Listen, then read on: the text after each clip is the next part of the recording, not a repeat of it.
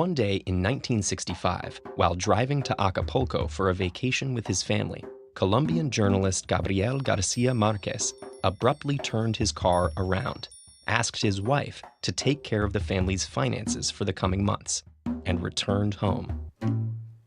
The beginning of a new book had suddenly come to him.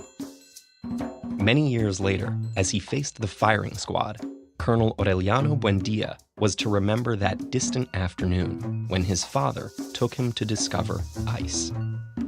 Over the next 18 months, those words would blossom into 100 Years of Solitude, a novel that would go on to bring Latin American literature to the forefront of the global imagination, earning Garcia Marquez the 1982 Nobel Prize for Literature.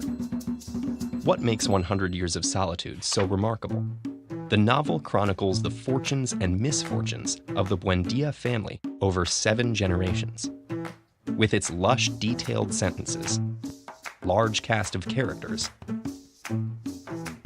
and tangled narrative, 100 Years of Solitude is not an easy book to read, but it's a deeply rewarding one, with an epic assortment of intense romances, civil war, political intrigue, globe-trotting adventurers, and more characters named Aureliano than you'd think possible. Yet this is no mere historical drama. 100 Years of Solitude is one of the most famous examples of a literary genre known as magical realism.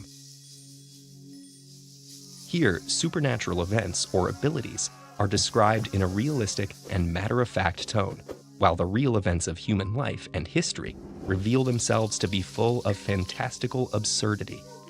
Surreal phenomena within the fictional village of Macondo intertwine seamlessly with events taking place in the real country of Colombia.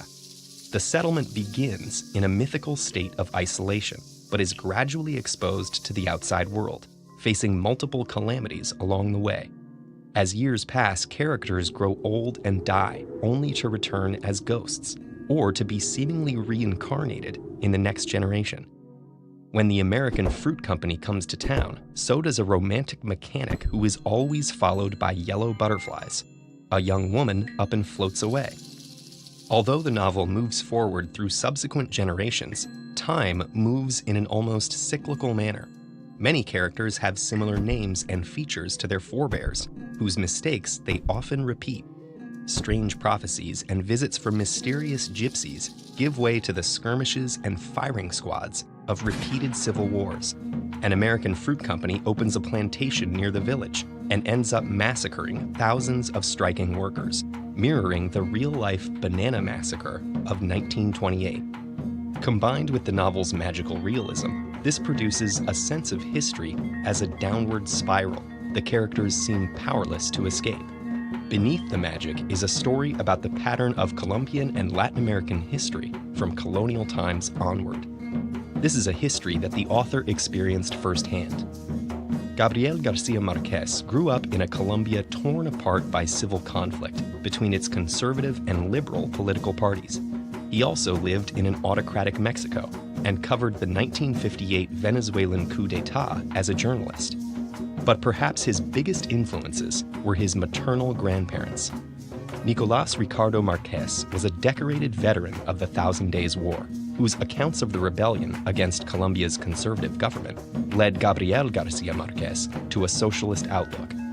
Meanwhile, Doña Tranquilina Iguarán Cortez's omnipresent superstition became the foundation of 100 Years of Solitude's style.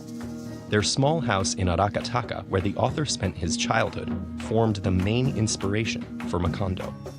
With 100 Years of Solitude, Gabriel Garcia Marquez found a unique way to capture the unique history of Latin America. He was able to depict the strange reality of living in a post-colonial society, forced to relive the tragedies of the past. In spite of all this fatalism, the novel still holds hope. At his Nobel lecture, Garcia Marquez reflected on Latin America's long history of civil strife and rampant iniquity. Yet he ended the speech by affirming the possibility of building a better world, to quote, "where no one will be able to decide for others how they die, where love will prove true and happiness be possible." and where the races condemned to 100 years of solitude will have, at last and forever, a second chance on Earth. Are you ready to dive into Gabriel Garcia Marquez's masterpiece? You can download an audio version of 100 Years of Solitude for free by visiting audible.com/TedEd. Every free trial created through that link helps support TedEd's nonprofit mission.